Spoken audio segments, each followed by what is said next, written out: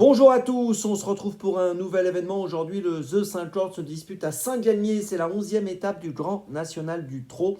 Ils sont 14 à s'affronter, des chevaux âgés de 5 à 10 ans. Ils seront 11 au premier poteau, 3 au second poteau. Recul de 25 mètres à partir de 305 000 euros.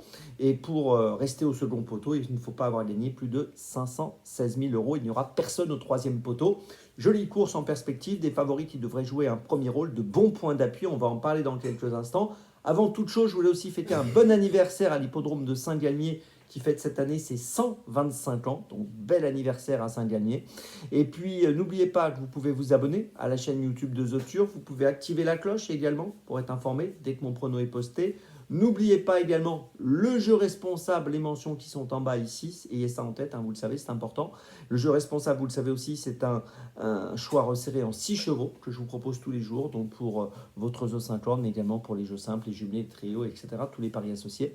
Et puis, je voulais aussi vous dire un petit mot sur l'émission Dans mes jumelles que vous retrouvez sur la chaîne YouTube de The Turf ou sur les réseaux sociaux de The Turf. Vous aurez un lien à la fin de cette vidéo. Dans mes jumelles, c'est 4 chevaux que je vous propose tous les jours. 3 sélections et une petite folie pour les différentes réunions premium. Donc n'hésitez pas à retrouver dans mes jumelles du jour ce mercredi, à la fin de cette vidéo. Allez, on démarre donc pour ce The 5 où les favoris devraient, donc je vous l'ai dit, briller.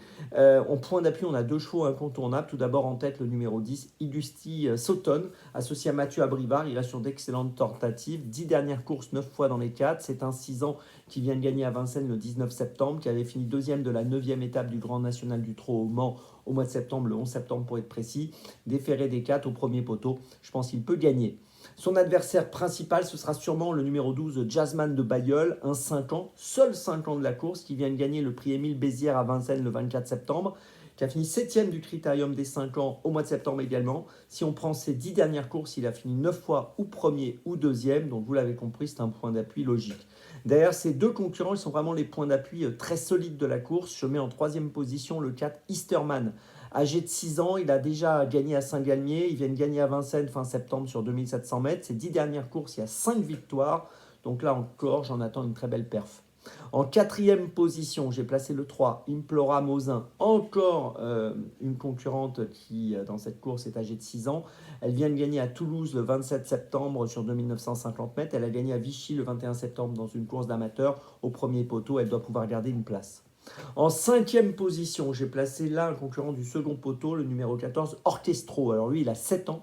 C'est le plus riche de la course avec 477 630 euros de gains. Donc voilà, c'est intéressant de noter qu'il participe à cette course en étant au second poteau, parce qu'il aurait pu être aussi au troisième poteau s'il avait eu un peu plus de gains. Sur ses 10 dernières courses, il a fini 7 fois dans les 4. Il a été disqualifié dernièrement à Lyon-Paris, mais je lui pardonne. Au vu de l'ensemble de ses bonnes perfs, je pense qu'il est capable de terminer dans les 5. Et puis en sixième position, j'ai placé le numéro 7, Giborwell. Là encore un cheval qui vient d'être disqualifié sur l'herbe à Segré le 6 octobre. Il avait auparavant gagné à Royan au mois d'août devant Augusti Sauton. Et sur la foi de cette performance et sur ses meilleurs titres, je pense que pour une 3, 4, 5e place, il vaut mieux le garder avec nous. Je vous résume mon choix en 6, donc pour ce The 5 cordes. En base et en point d'appui, c'est important de le noter, sont vraiment de bons points d'appui, les numéros 10 et 12. Derrière, je place le 4, le 3, et puis derrière, le 14 et le 7. Départ de la course aujourd'hui, 13h55.